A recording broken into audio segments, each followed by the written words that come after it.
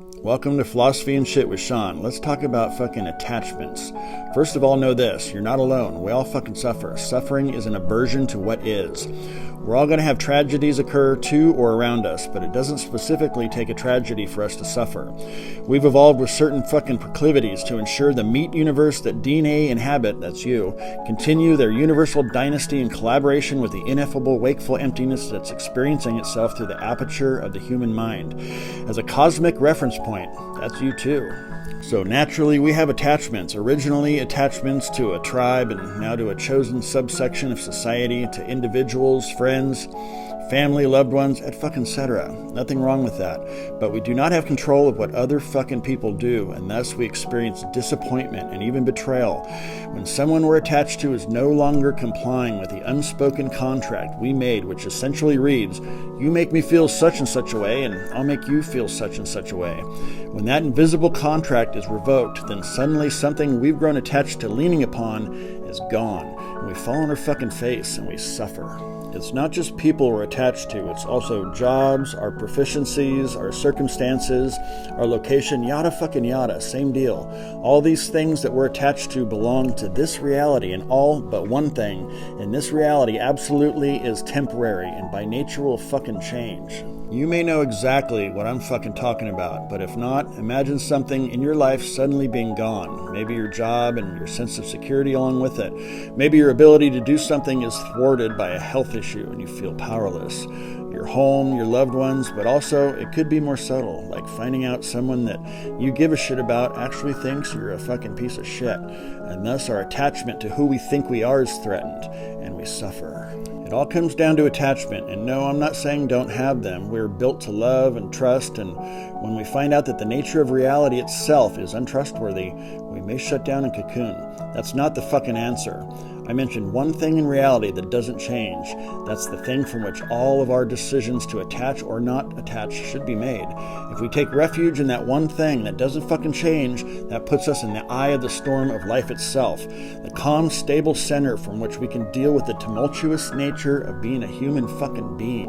Here's the tricky part. What is that fucking center? Well, if you've read religious or spiritual or philosophical texts, then you already know it's a thing no one ever quite fucking nails. And it's because this thing, which is actually the center of your experience, does not solely exist in reality. It's both outside of reality, but absolutely supports all reality. Reality depends on it. It is self-sustaining and perpetual and relies upon nothing.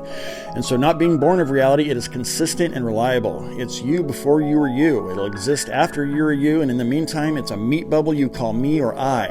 And we tend to put all the focus on the surface of this meat bubble, its size, shape, attributes, attractions, and aversions. In other words, who we think we are based on thoughts and associated attachments. But here's the fucking deal. The least part of a bubble is its surface area. Most of a bubble is just air, and that air existed undifferentiated as the entire fucking atmosphere.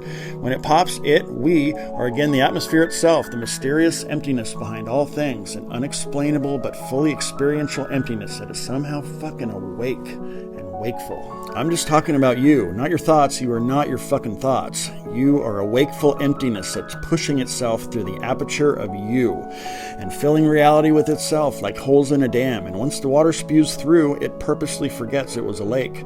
So it can go be a river and join the sea and evaporate and be rain and be drank and pissed out and all the fucking things that water do. It's unnameable, this substratum of you that I'm talking about, but let's just call it existence. It's the feeling of meanness you've always had, independent of your ever-changing thoughts, beliefs, circumstances, and attachments. Young you no longer exists. Almost all of the cells of your body have died and have regenerated. Also, you're not your thoughts. How can you be? They're just ever-changing electrical pulses within your wrinkly pink meat computer. And when we think of young me, although young me is no longer in existence in any physical way, we still think of that lingering set of memories as me. There has to be something behind thought in order to be aware of thoughts. If you want to find it, then start observing your thoughts instead of being them. Start doing it with self-talk. Instead of, I'm a piece of shit, try, I'm aware of shitty thoughts in this mind. You see what just happened with that last statement? You separated yourself from the thought. Instead of identifying as a piece of shit, you became the I who was aware of the thought instead of the thought itself. The I-ness gets trapped by thoughts. This shit takes effort. Thoughts want to be thunk and they want you to think you're them. Another thing you can do is weaken the binding power of thought.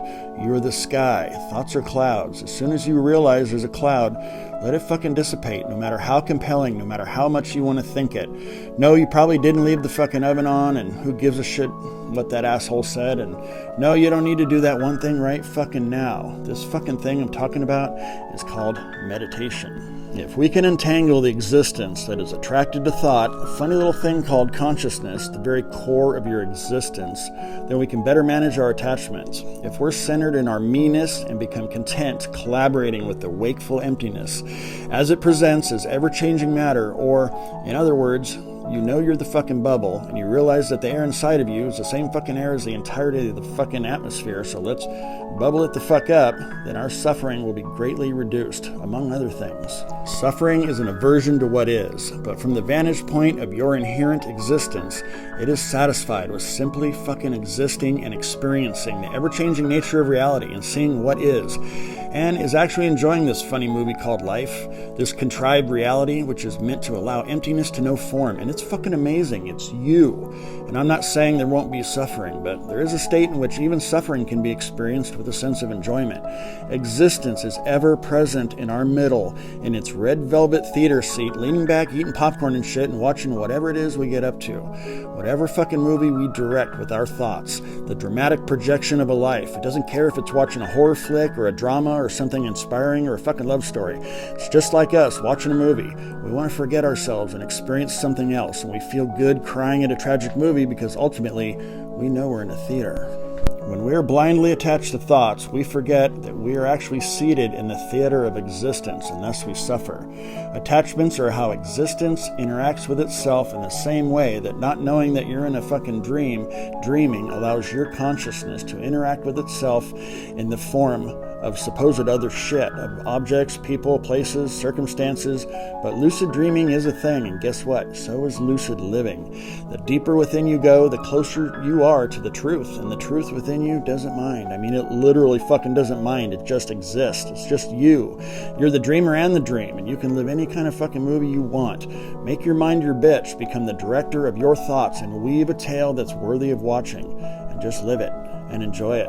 The entire effulgence of existence is watching its own movie in the form of you, and you get to be the lead fucking actor in this cosmic play, so go have some fucking fun with it. Reality is pure awareness, eating popcorn behind your thoughts. Reality is just fucking you. Toodaloo.